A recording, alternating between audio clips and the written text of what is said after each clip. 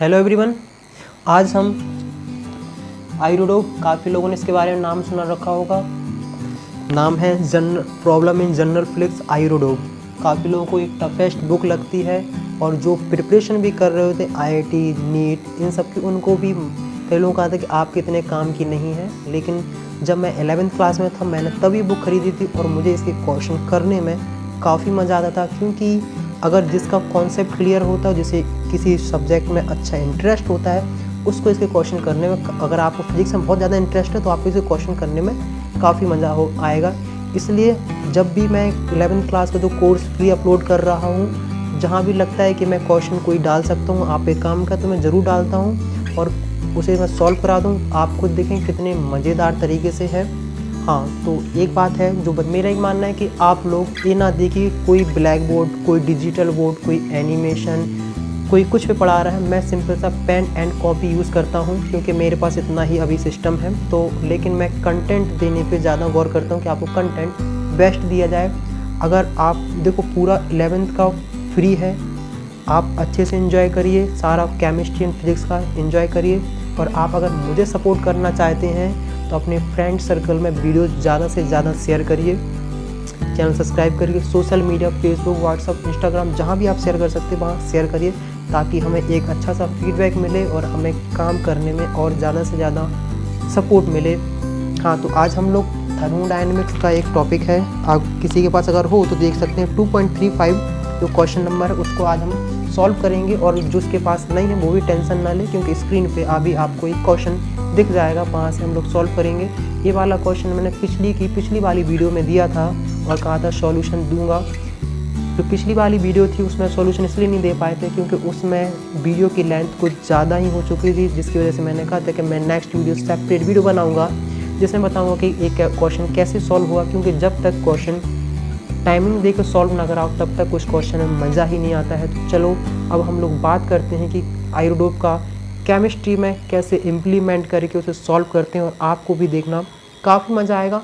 अपने दिमाग में से एक चीज़ निकाल दो कि एक किताब कठिन है, इतना समझो कि किताब बहुत इंटरेस्टिंग है, इसके क्वेश्चन करना काफ़ी इंटरेस्टिंग होता है और बहुत मज़ा आता है। चलिए हम लोग अब क्वेश्चन सॉल्व करते हैं। तो पेन एंड कॉपी आप ले लीजिए, बढ़िया, आप भी साथ साथ करिए।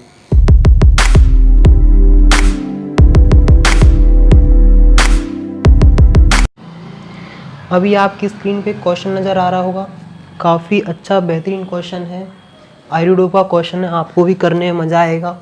तो जिसने पहली बार देख रहा है तो कम से कम वीडियो पॉज करके एक बार उसे रीड कर लें ताकि उसे अच्छे से समझ सके। जो क्या नाम आयुर्डोप फिजिक्स की बुक है, लेकिन केमिस्ट्री में उस क्वेश्चन को मैंने इसलिए पुटअप किया है ताकि थर्मोडायनेमिक्स टॉपिक पढ़ रहे हैं केमिस्ट्री में, तो क्वेश्चन कहीं का भी हमें सॉल्व करना आना चाहिए। तो सबसे पहले चलो हम लोग क्वेश्चन रीड कर लेते हैं। क्वेश्चन है 2.35। तो क्वेश्चन खोलो 2.35, मैं भी देख लेता हूँ। देखो, 1 mole of a certain ideal gas is contained under a weightless piston of vertical cylinder at a temperature T. The space over the piston open into atmosphere. What work has to be performed in order to increase isothermally the gas volume under the piston and times by slowly raising the piston? The friction of the piston against the cylinder wall. देखो सबसे पहले इसने क्या क्या कहा है 2.35 में। देखो जैसे जैसे मैं टैकल करता हूँ वैसे वैसे करना है। देखो सबसे पहले उन्होंने कहा कि n की वैल्यू 1 है, मतलब नंबर ऑफ मोल कितने हैं, 1 है। और मासलेस या वेटलेस पिस्टन है, और टेम्परेचर जो उन्होंने दिया रखा है वो है टी। स्पेस ओवर, मतलब कोई ऐसा है सिस्टम बना लेते हैं, वर्टिकली रखा है, ये पिस्टन है, और ये मतलब वर्टिकली रखा है, ऊपर से एटमॉस्फेयर है। अब हम लोग और आगे बढ़ते हैं, और इतना हमने सब पढ़ लिया। हाँ, सबसे इम्पोर्टेंट है कि आइसोथर्मली है। आइसोथर्मली का मतलब पहले बता चुका हूँ कि टेम्परेचर कांस्टेंट, अगर टेम्परेचर कांस्टेंट तो internal change in internal energy भी आपकी 0 देखने को मिलेगी। इतना हम लोगों ने पढ़ लिया। धीमे धीमे हम लोग आगे प्रोसीड करते हैं। तो चलो जितना सॉल्व करते हैं, तो चलो हम क्वेश्चन करते हैं। देखो सुनो, सिंपल सा इमेजिन करना है कि जैसे देखो यहाँ से लेके पिस्टन, यहाँ से लेके यहाँ तक आपने स्लोली मूव कराया है। तो पिस्टन पहुँच गया यहाँ, यहाँ से लेके यहाँ तक हमने डिस्टेंस x मान लिया और टाइम माना t, मतलब t टाइम आपको वहाँ से लेके वहाँ तक पहुँचने में लगा है। t कांस्टेंट है, टाइम टेम्परेचर कांस्टेंट है, तो हम जानते हैं PV equal to nRT। Gases state में मैंने काफ़ी डिटेल में अच्छे तरीके से पढ़ाया था, जिसने नहीं देखा हो तो एक बार वहाँ से देख ले। इसका मतलब है कि P1 V1 equal to nRT पहली equation, P2 V2 equal to nRT दूसरी इक्वेशन। मतलब ए वाली क्वांटिटी दोनों बराबर है, इसका मतलब P1 V1 equal to P2 V2। हमने इतनी बात रख ली है क्लियर। देखो अब मान लो यहाँ का वॉल्यूम हमने V1 मान लिया है और प्रेशर मान लिया है P1। अब यहाँ तक गए हैं तो ए इनिशियल है, फाइनली जो हमने माना है फाइनली माना है P2 V2। तो बेसिकली तुम देखोगे कि, और देखो P2 कितना है फाइनली, कितना है कि इनिशियली प्लस उसमें जितना हमें चेंज देखने को मिला, और V2 क्या है इनिशियली प्लस जितना हमें चेंज, हम अगर चेंज हमें इतनी देखने को मिला कि नहीं। अगर इस पिस्टन का हम एरिया A मान के चलते हैं और x इसका हाइट है, तुम जानते हो A इंटू एक्स ही तो वॉल्यूम होता है। मतलब चेंज इन वॉल्यूम कितना हो गया, चेंज इन वॉल्यूम हो गया है del V equal to AX, तो AX। अब सिंपल सा इस इक्वेशन में हम पुट करते हैं P1 V1 equal to P1 plus del P, और V2 की जगह रखते हैं V1 प्लस AX। यहाँ तक शायद तुम्हें कोई दिक्कत नहीं आनी चाहिए। डेल P क्या है, प्रेशर चेंज, और यहाँ हमें निकालना क्या है, वर्क। हमने कहा था वर्क को समझने के लिए आपको सबसे पहले फोर्स आना चाहिए, और फोर्स का पता लगाना तो सबसे पहले तुम्हें प्रेशर निकालना चाहिए। तो इसलिए हम निकालेंगे कि आखिरकार कितना प्रेशर लगा, मतलब चेंज इन प्रेशर है। तुम इसको ज़रा सॉल्व करोगे तो देखो P1 B1 इक्वल टू, इसको सॉल्व करोगे P1 B1 plus P1 AX plus B1 del P plus और डेल P AX।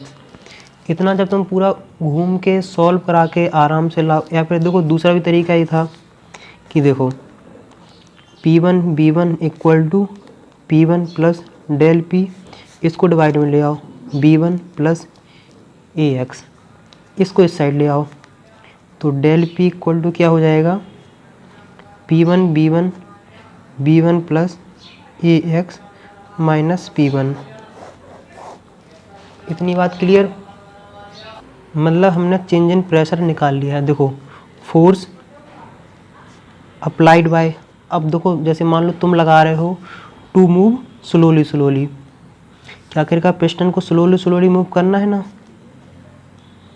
चलो हम लोग वही उसी के बारे में निकालते। कोई भी क्वेश्चन टफ नहीं होता है अगर तुम्हें क्वेश्चन बहुत अच्छे से या कॉन्सेप्ट बहुत अच्छे से आता हो। तो फिर हमने फोर्स इक्वल टू क्या होता है, डेल P और एरिया, सिंपल सी इतनी सी कहानी है। इसकी वैल्यू यहाँ से रखो P1 B1 upon B1 plus AX, और अब देखो सुनो P1 और A, इसको ज़रा LCM लेके सॉल्व करोगे तो इसको हमने यहाँ लाया P1 B1 minus P1 B1 minus P1 AX upon B1 plus AX, A cancel out. Simple सी हमने क्या निकाला है, कैंसिल आउट। तो F की वैल्यू कितनी आई है हमारे पास, आई है माइनस AX P1 और A upon B1 plus AX। A का मल्टीप्लाई कर दोगे तो A square X P1 upon B1 plus AX। यहाँ तक किसी कोई दिक्कत कोई समस्या हमारे हिसाब से तो नहीं होना चाहिए। अब देखो इस फोर्स के द्वारा कितना वर्क किया जा रहा होगा, तो वर्क अगर निकालना हो तो कैसे निकालते हैं, एफ डी एक्स, और आखिरकार तुम यहाँ से यहाँ तक जा रहे हो, जैसे एक पिस्टन था ना ऐसा सिस्टम, तो इसको अगर मान लो x की वैल्यू 0 मानते तो यहाँ से लेके यहाँ तक जा रहे x तक जा रहे हो, तो इंटीग्रेशन करेंगे 0 से x तक।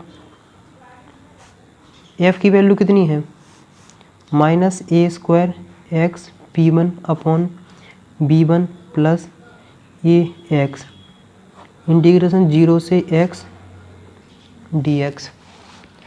ये वाला इंटीग्रेशन शायद तुम्हें सॉल्व करने में दिक्कत आए, मुझे पता है, क्योंकि 11th क्लास में इतना नहीं सीखे होते हैं। 12th क्लास में इसका है, वैसे थोड़ा सा इंटीग्रेशन सॉल्व करना आता तो वो आराम से, जिन्हें आता है आराम से कर लेंगे। तो जैसे अगर इसे सॉल्व करते हैं, तो इसे सॉल्व करेंगे तो देखेंगे कि वैल्यू आ रही है P1 ax minus P1 B1 ln B1 plus XA upon B1।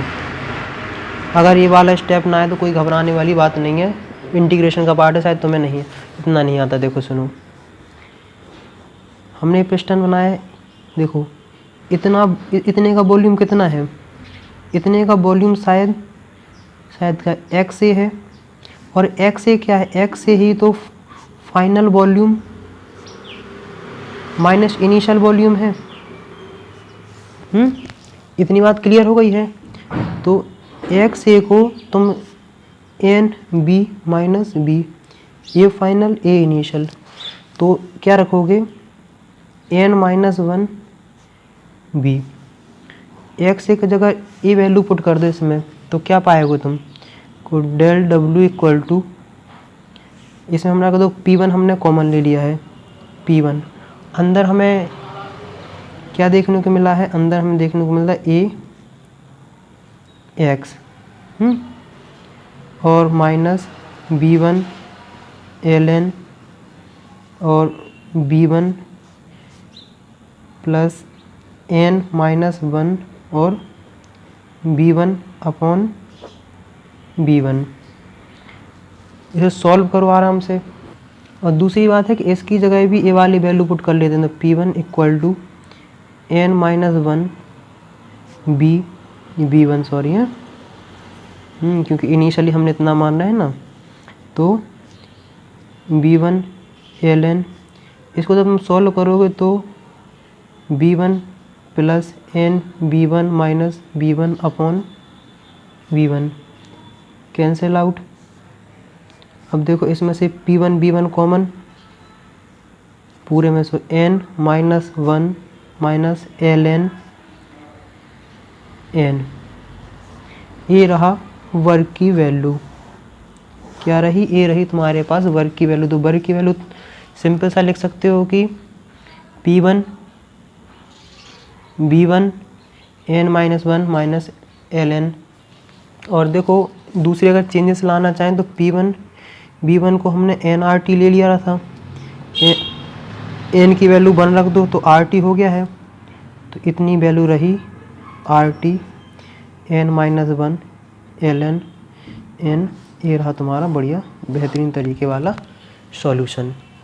यहाँ तक किसी को कोई दिक्कत हो तो बताओ। एक और किसी को अगर हीट के बारे में कोई रिलेशन पूछ रहे तो सिंपल सा आइसोथर्मल है। तो आइसोथर्मल में इसकी वैल्यू 0 हो जाती है, इतनी तुम देख चुके हो।